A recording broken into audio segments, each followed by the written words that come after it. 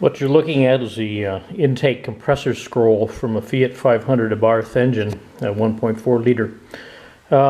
What happened was I had this cover on the intake while I'm working on the engine, and I forgot it was on, and I cranked it, and I noticed that it was blowing oil, smoking.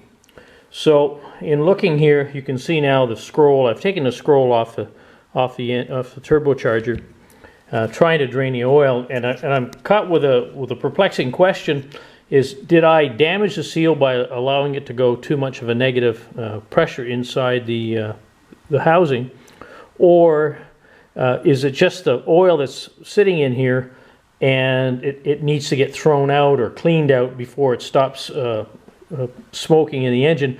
And unfortunately it fouls the engine too. The plugs seem to get fouled and I can't get it to go. So what I did was I've taken the scroll off and I've got the engine in the test body, and what I'm going to do is start the engine with the turbocharger connected without the compressor scroll on it, and see if it's going to be dripping oil around the shaft from the compressor blades.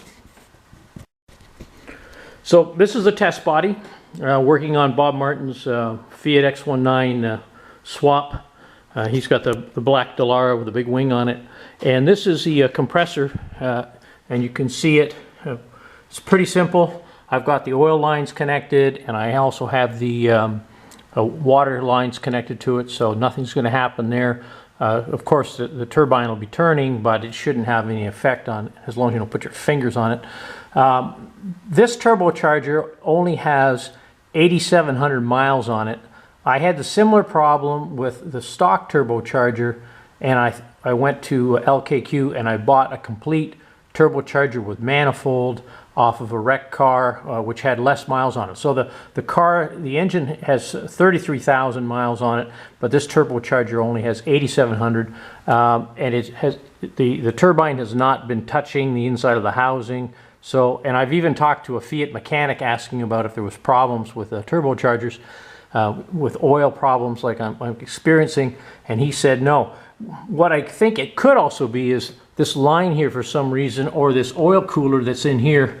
Possibly it's allowing too much flow and it's flooding this drain tube and it's causing the oil to back up. So I'm just not sure. But what I'm going to do first off is start the engine and see if if we're going to see oil dripping or slinging off the turbine. And if it's not, well, then it was just the residual oil in the turbine housing, in the compressor housing. But if it is, well, then it's one of two things. Either the seal popped on the shaft, or it's this drain tube for some reason isn't draining right. And I've pulled it out and blown it out and done all kinds of things to it, but I haven't seen to get past this problem.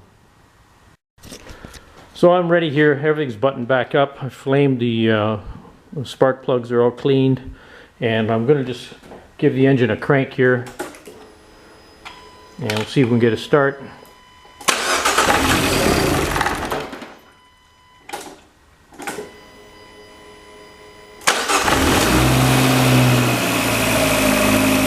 So it is turning. We've got I'm going to keep an eye on this here. The engine is running, and it's at the high idle right now.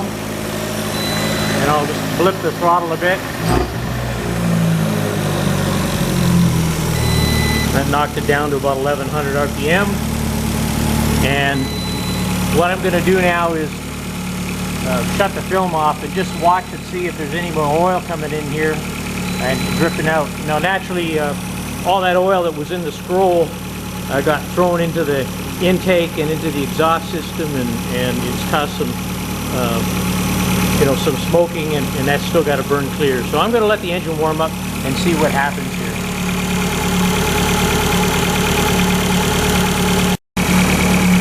Well, about 25 seconds has gone by, and now I can see oil dripping out here.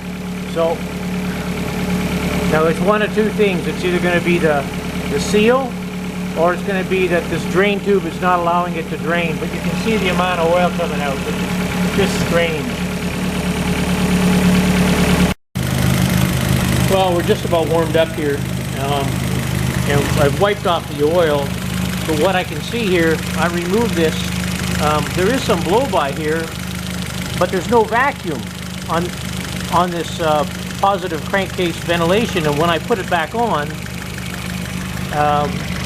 it doesn't take long, and you can see the oil dripping out. So I think what's happening here is the engine block has got just too much pressure in it,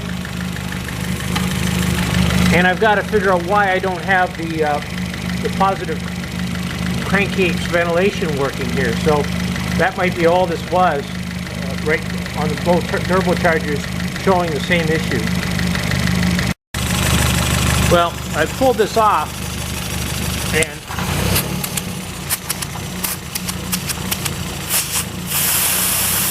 there's all kinds of vacuum there, but there's no vacuum here.